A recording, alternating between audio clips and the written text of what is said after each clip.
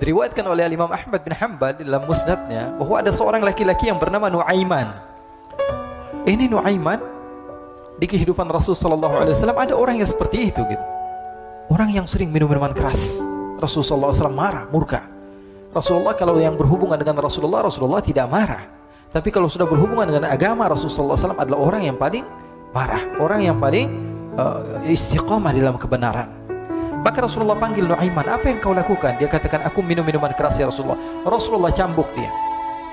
Kemudian dia bertobat kepada Allah. Kemudian ketahuan lagi minum. Kemudian dicambuk lagi oleh Rasul sallallahu alaihi wasallam, sehingga sebagian sahabat memukul dia dengan pukulan yang banyak. Sehingga apa yang berlaku? Sebagian sahabat mengatakan, la'natullahi ala Nuaiman. Semoga Allah melaknat Nuaiman. Dia mempermainkan Rasulullah. Dia bilang sudah mau taubat tapi minum lagi. Dia bilang sudah mau taubat tapi minum lagi. Maka Rasulullah SAW mengatakan, la tal'anuh fa innahu yuhibbullaha wa rasulah. Kata Rasulullah, jangan kamu laknat Nuaiman, karena dia itu cinta sama Allah, cinta sama Rasulnya. Dalam riwayat dia dicintai Allah dan dicintai oleh Rasulnya Muhammad sallallahu alaihi wasallam. Ibn Majah menceritakan bahwa Nuaiman ini pernah suatu waktu diajak oleh Sayyidina Abu Bakar pergi ke negeri Syam. Negeri Syam itu di mana? Seperti yang diceritakan tadi, antara daerah Suriah, Lebanon, Yordania, kemudian Palestina. Daerah seperti itu. Umumnya orang Quraisy pada masa itu mereka memiliki rihlah berdagang, membeli dagangan ke Syam, kemudian dijual lagi di kota Makkah. Ketika itu Rasulullah SAW didatangi Abu Bakar. Sayyidina Abu Bakar mengatakan kepada Rasulullah, ya Rasulullah, saya mau izin ya Rasulullah. Mau apa? Saya mau ajak dua sahabat kamu ini ikut berdagang ya Rasulullah. Siapa kata Rasul? Nuaiman. Kata Rasulullah, Nuaiman kamu mau ajak, mau ngapain? Biar seru-seruan aja ya Rasulullah. Kata Rasulullah, ya sudah, saya izinkan kamu bawa Nuaiman. Ketika itu Sayyidina Abu Bakar membawa Nuaiman sama satu sahabat namanya Suwaibid ibn Harmalah. Siapa namanya? Suwaibid ibn Harmalah. Ini sahabat Rasul sallallahu alaihi wasallam yang memiliki sifat yang berbeda-beda. Kalau Nuaiman ini aneh.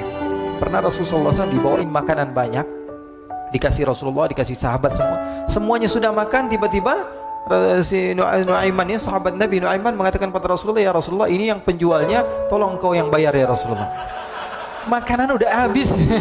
Makanan udah habis. Rasulullah SAW bingung, saya yang bayar. Akhirnya Rasulullah katakan kepada sahabat, ayo keluarkan uang, kita patungan, kita bayar. Rasulullah aja dimainin, apalagi kita orang. Sallu ala Nabi Muhammad. Nuaiman diajak Sayyidina Abu Bakar. Kata Rasulullah SAW, benar kamu mau ajak Nuaiman? Iya ya Rasulullah. Diajaklah. Diceritakan dalam riwayat Ibn Majah, diceritakan juga di dalam Siyar A'lam Nubala, diceritakan juga di dalam musnadnya Imam Ahmad bin Hanbal, dalam riwayat Imam Ahmad bin Hanbal. Maka diceritakan Nuaiman diajak oleh Sayyidina Abu Bakar. Sesampainya di negeri Syam, semua dibagi tugas.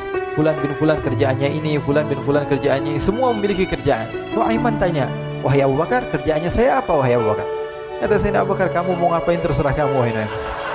Yang penting kamu ikut saya kan. Kemudian satu di antara mereka namanya Suwaibid ibn Harmalah ditanya oleh Sayyidina Abu Bakar, wahai Suwaibid, kamu mau kerjaan apa? Kata Suwaibid, terserah kamu wahai Abu Bakar. Kata Sayyidina Abu Bakar, kamu menjaga makanan, karena saya tahu kamu ini adalah orang yang senantiasa menjaga amanah. Suwaibid ini kalau disuruh maju dia maju, disuruh mundur dia mundur, disuruh ke kanan dia ke kanan, disuruh ke kiri dia ke kiri. Orang yang ikut aja. Kalau Nuaiman beda, disuruh maju dia ke belakang, kasih sen kanan ke kiri belok. Nuaiman itu orang yang berbeda. Maka Suwaibid mendapatkan tugas, semua mendapatkan tugas kecuali Nuaiman. Sehingga ikhwani, apa yang berlaku, apa yang terjadi? Sayyidina Abu Bakar pergi sibuk dengan kesibukannya, sehingga datanglah waktu siang. Nuaiman sudah lapar. Nuaiman cari makanan. Dia nggak punya uang, diajak Sayyidina Abu Bakar tapi tidak diberikan uang. Sehingga dia cari-cari makanan. Dia tahu Suwaibid yang jaga makanan, dikatakan, wahai Suwaibid, saya mau makan, berikan kepada saya satu roti saja. Yang terpenting apa? Saya makan sekarang, saya sudah lapar. Kata Suwaibid, ya Allah Nuaiman, kita tunggu Abu Bakar saja sehingga dia datang, karena ini amanat. Amanat dari Abu Bakar, saya tidak boleh berikan kepada siapapun kecuali atas izin Abu Bakar. Kata Nuaiman, kasih saya makanan, kalau tidak saya bikin masalah sama kamu. Merah wajahnya Suwaibid, karena dia tahu jangankan saya, Rasulullah aja dimainin. Bingung, apa Apa yang harus saya lakukan? Akhirnya Nuaiman bilang, gampangannya aja, kata Nuaiman, kamu kasih saya makanan, atau kalau tidak saya bikin masalah sama kamu. Bingung Suhaib pikir panjang. Setelah itu dia katakan, ya sudah Nuaiman, saya tetap mau jaga amanah Abu Bakar, karena saya takut ini adalah perintahnya Allah, perintahnya Rasulullah SAW, dan perintah daripada Abu Bakar sahabatnya Nabi. Kata Nuaiman, kalau memang begitu kamu maunya, ya sudah, berarti kamu ngajakin berantem sama saya. Nuaiman pergi ke pasar. Dia cari-cari tempat penjualan hamba sahaya. Dia lihat-lihat beberapa hamba sahaya. Ini berapa harganya? Ini katanya 10 qalanes. Ini berapa? Ini harganya hitungan orang zaman dahulu. Kita sih hitung seperti dirham, berapa ratus dirham gitu. 200 dirham. Yang ini berapa? 300 dirham. Yang ini berapa harga hamba sahaya? 300 dirham. Harganya antara 300, 200 sampai 100. Kemudian Nuaiman mengatakan kepada penjual hamba sahaya tersebut, saya punya juga hamba sahaya, tapi saya jual cuma 20 dirham saja, murah.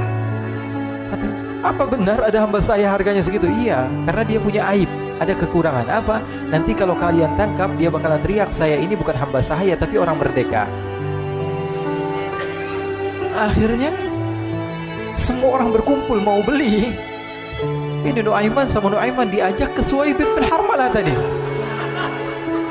Kata Nuaiman, itu ada orang yang berdiri sedang menjaga makanan, itu hamba sahaya saya, tangkap saja.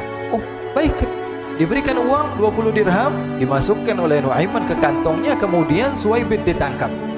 Ketika ditangkap, Suhaib teriak, saya bukan hamba saya orang merdeka. Maka orang-orang tersebut mengatakan, saya sudah tahu kekurangan kamu.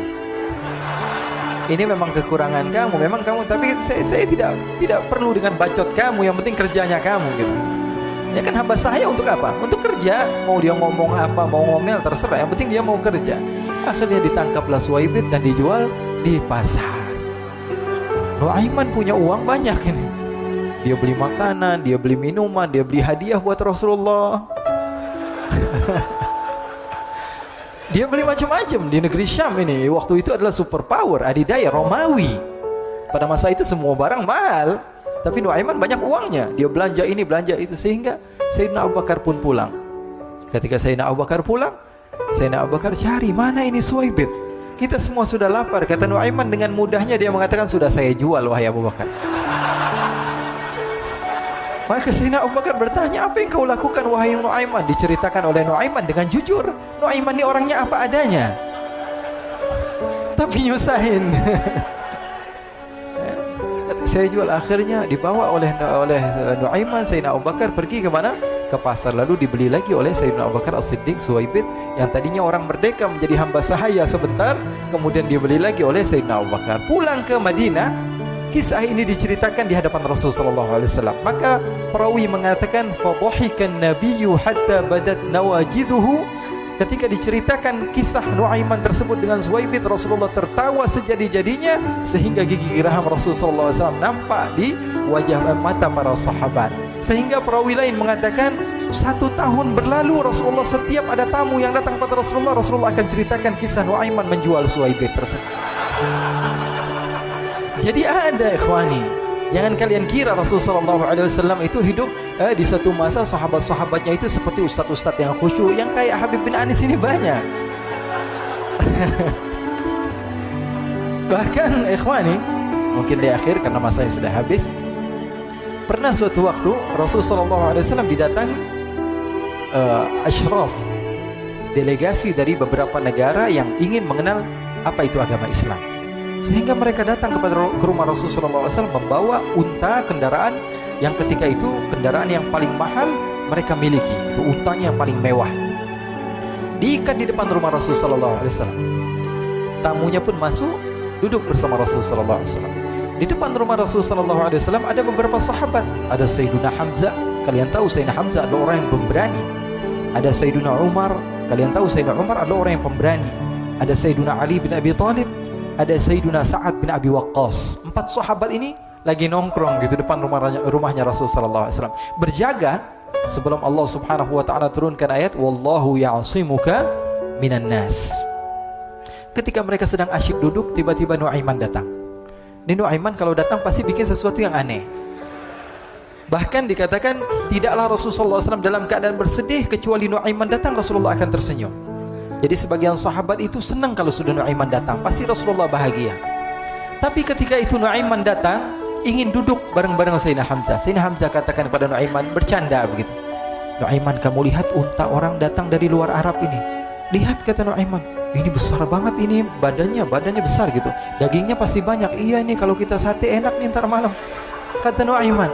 Kata Sayyidina Hamzah, apakah kamu berani? Kata Nuaiman, saya berani aja asal kalian gak bilang sama Rasulullah. Kata Sayyidina Hamzah, benar wahai Nuaiman, benar kan? Akhirnya Sayyidina Hamzah lupa masalah itu, cuma bercanda-bercanda saja.